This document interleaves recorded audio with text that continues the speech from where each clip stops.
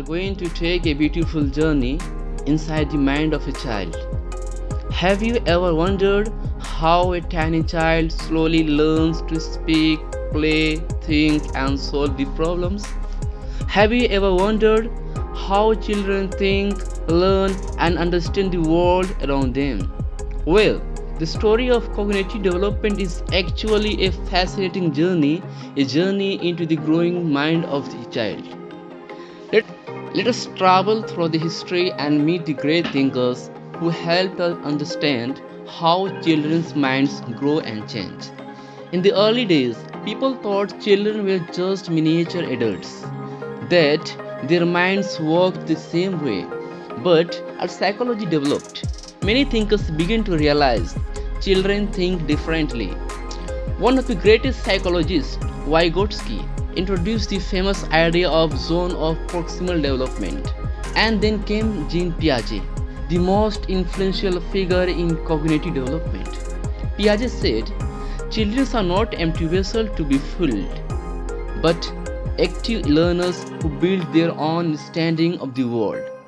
So, let us explore how children learn. Before that, let's briefly know about the life of Jean Piaget. Piaget, from a very young age, was very curious about the nature and living things.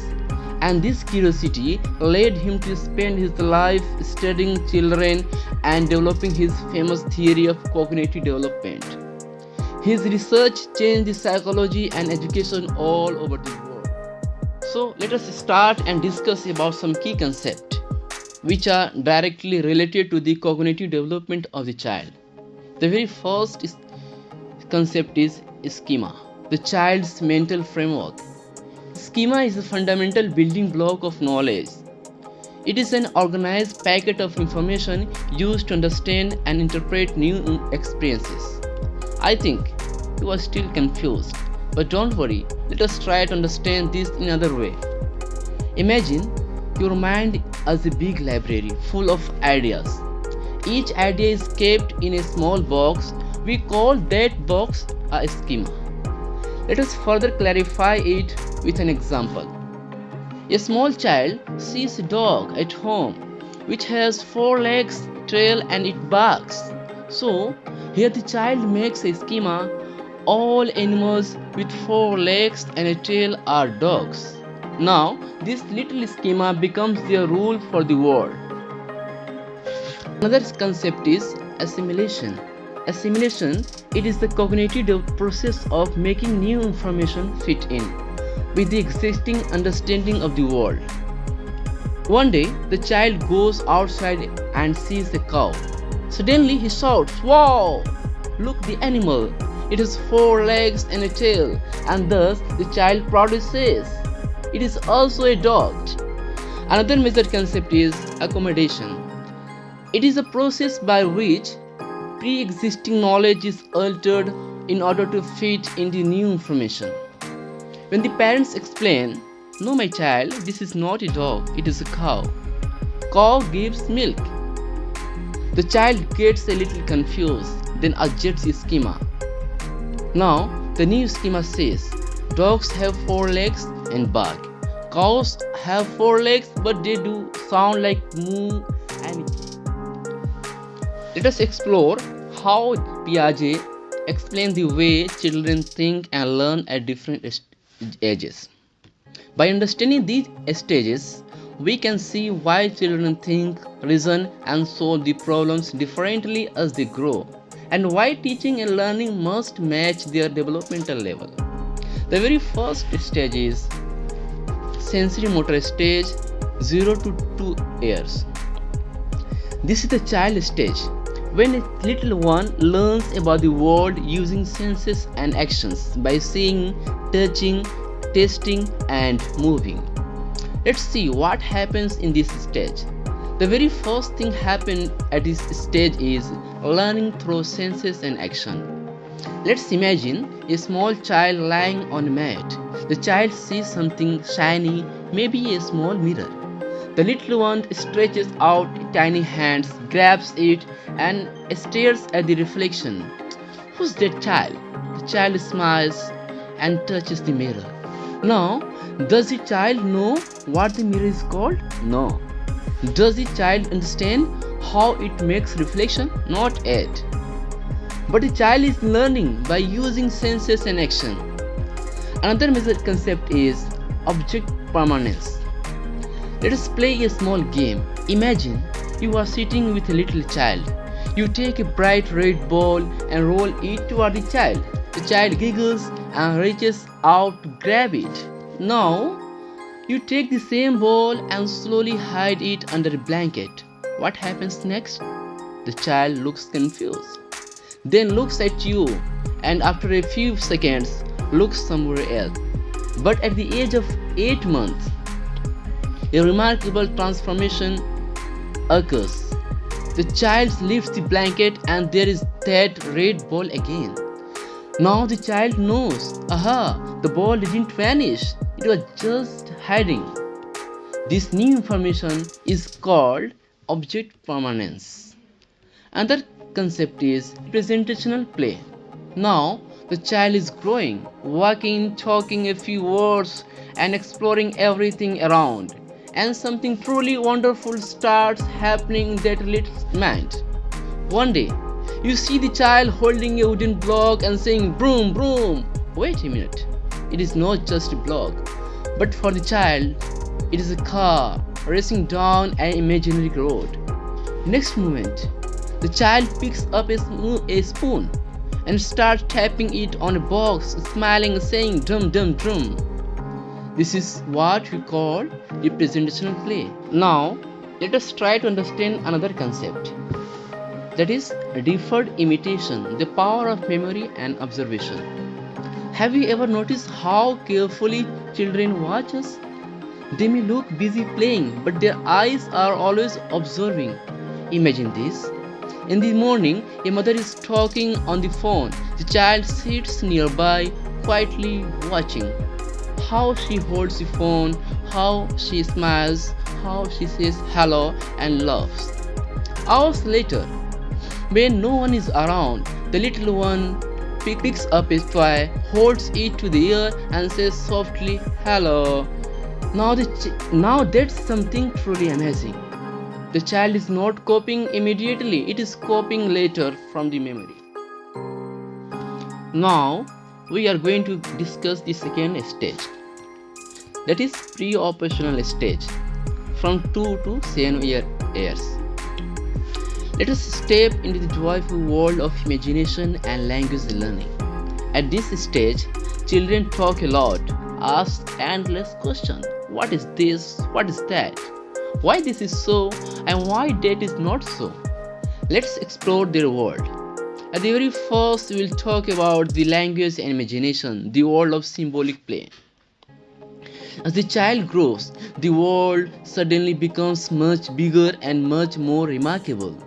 Words start to appear, mama, ball, come here. And with those tiny words comes a powerful tool, that is language. Along with imagination also takes place. Now, the child does not just see things. They start to create things in their minds. A simple stick becomes a shining sword, and a doll becomes a sweet little child to love and care for. This kind of play, where one thing stands for another, is called symbolic play.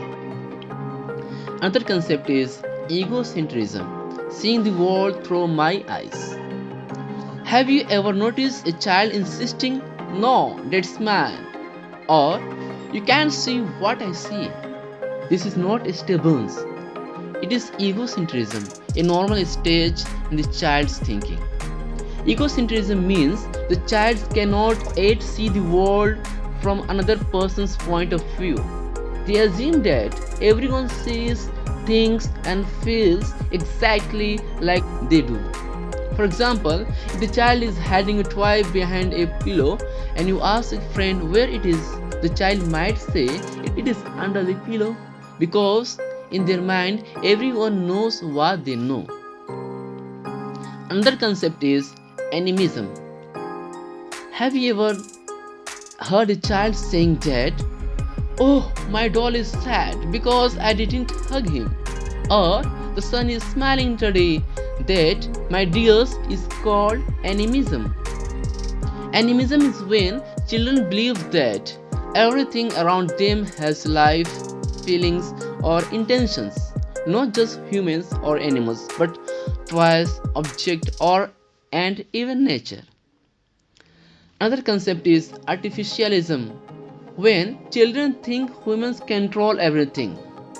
Have you ever heard a child saying that it rained because I forgot my umbrella? This way of thinking is called artificialism.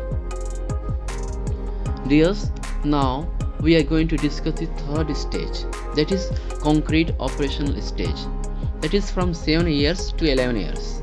Now the child begins to think logically, but only about concrete, real things, not about the abstract ideas. Let's see what happens, what changes here. First one is logical thinking. It is solving the problems with reason. As children grow, they begin to think logically about the world. Children at this stage can solve problems by reasoning step by step. For example, if you have 5 apples and take away 2, they can figure out that there are 3 left. Another concept is conservation. Understanding that quantity stays the same. Suppose you have 2 identical glasses of water, both filled to the same level. You show them to a child and ask, do these have the same amount of water? The child nods, yes. Then you pour the water from one glass into a tall and thin glass. Now the water looks higher.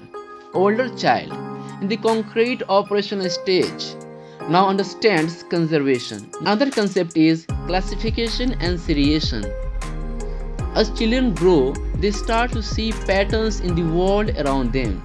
They can group things and arrange them in order, and this is called classification and seriation. Another concept is end of egocentrism. At first, the children only saw the world through their own eyes, but now an extraordinary transformations takes place at this point. They begin to understand that other people may think differently.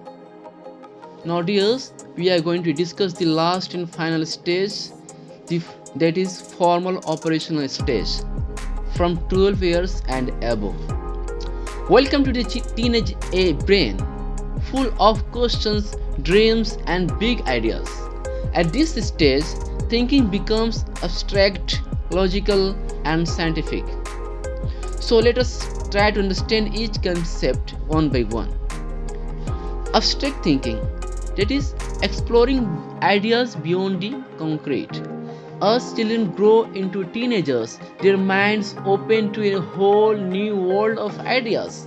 They begin to think about concepts like freedom, love, justice, death and moral values.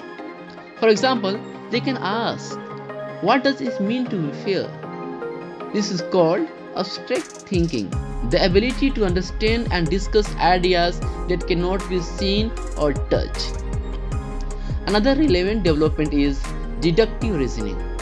As teenagers grow, their thinking becomes even more powerful. They can reason logically about abstract ideas and draw conclusions from general rules. For example, they can say, all humans are mortal, I am human, therefore I am also mortal.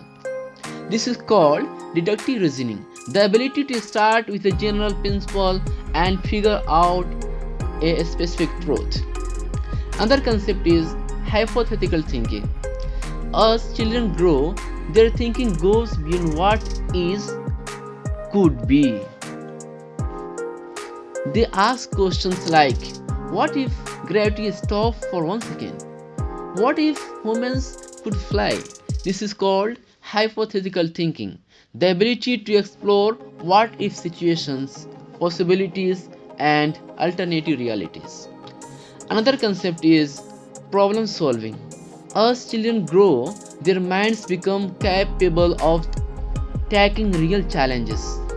They can solve the max problems with multiple steps, design experiments to test ideas, and plan for the future, imagining what might happen and how to prepare. Let us discuss about the educational implication of Jean Piaget theory of cognitive development. Have you ever wondered why children learn best by doing rather than just listening? The very first implication is learning by doing. In the classroom, hands-on activities, experiments, and interactive projects are far more effective than just lectures. Another implication is teach according to developmental stage. Piaget showed that children's thinking changes as they grow. This means teaching should match their stage. Younger children need concrete examples, older children can handle abstract and hypothetical thinking. Another is encourage discovery and problem solving. Classrooms should be full of questions, puzzles, and challenges. Let children explore the solutions, make mistakes, and figure things out of their own. That's how real understanding happens. Another is build on what children already know. Learning is most effective when we start from what a child already understands. Forcing advanced concepts too early can confuse them. Instead, teachers should guide step by step, helping children construct new knowledge gradually. Another implementation is social interaction matters. Even though Piaget focused on individual discovery, discussing ideas with peers and teachers helps children refine their thinking. Group work, debates, and collaborative projects strengthen understanding. The last and final implementation of this theory is assess thinking, not just memory. Traditional tests often check what children remember, not what they think. Piaget's approach encourages teachers to use observations, projects, and problem-solving tasks to see how children reason, analyze, and learn. Thank you for listening. Keep learning, keep wondering, because the mind is the most beautiful playground for all. Thanks.